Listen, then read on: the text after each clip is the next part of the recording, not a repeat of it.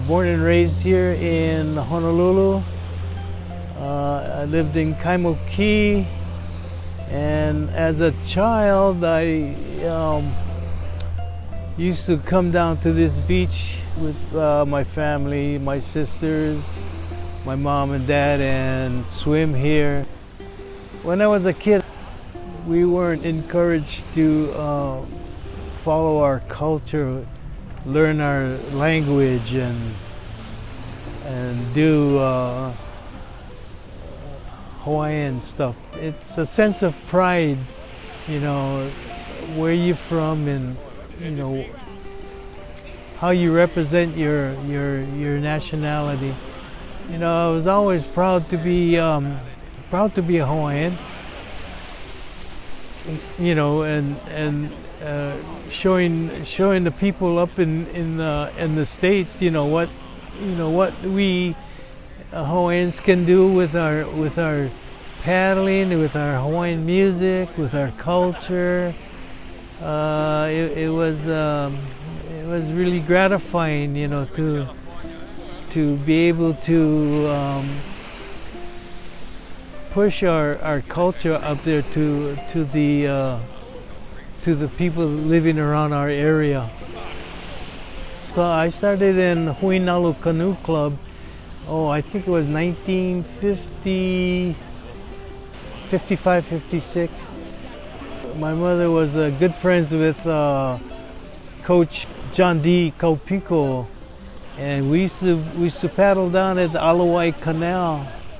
Then I joined the Air Force and headed for San Antonio Lackland Air Force Base in 1958. You know, I was really into rock and roll and stuff like that when I was here. I never thought too much about the Hawaiian music, and it wasn't until I went to California that I got more into the Hawaiian music.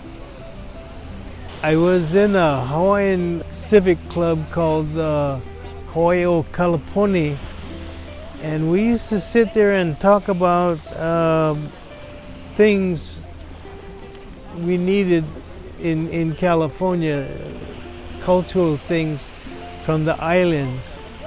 So we started talking about starting a canoe club. They had canoe clubs down south in Southern California, but there was nothing up north.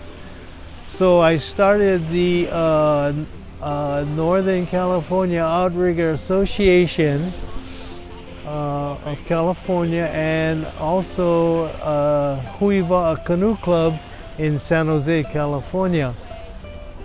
Knowing where you come from is a really important thing in people's lives. I mean, you know, when I was a kid, we weren't really encouraged to learn about our Hawaiian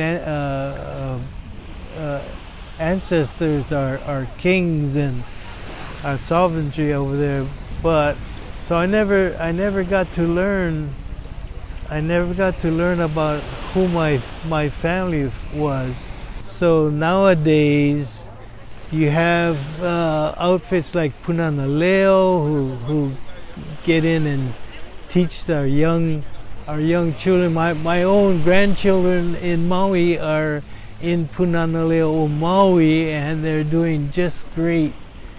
My daughter Kamalani went to Punana Leo, and she's doing good, and her children are doing good, and my son's children are learning Hawaiian, and I'm still learning Hawaiian. Even at age 82, I'm still learning Hawaiian, and my grandson is actually teaching me a lot of I'm learning Hawaiian from my grandson, Ikaika. So yeah, it's important. The children nowadays are lucky; they have people teaching the culture, and you know, it's going very strong. And I hope I can help in any way I can help to expand that knowledge to everybody I talk to.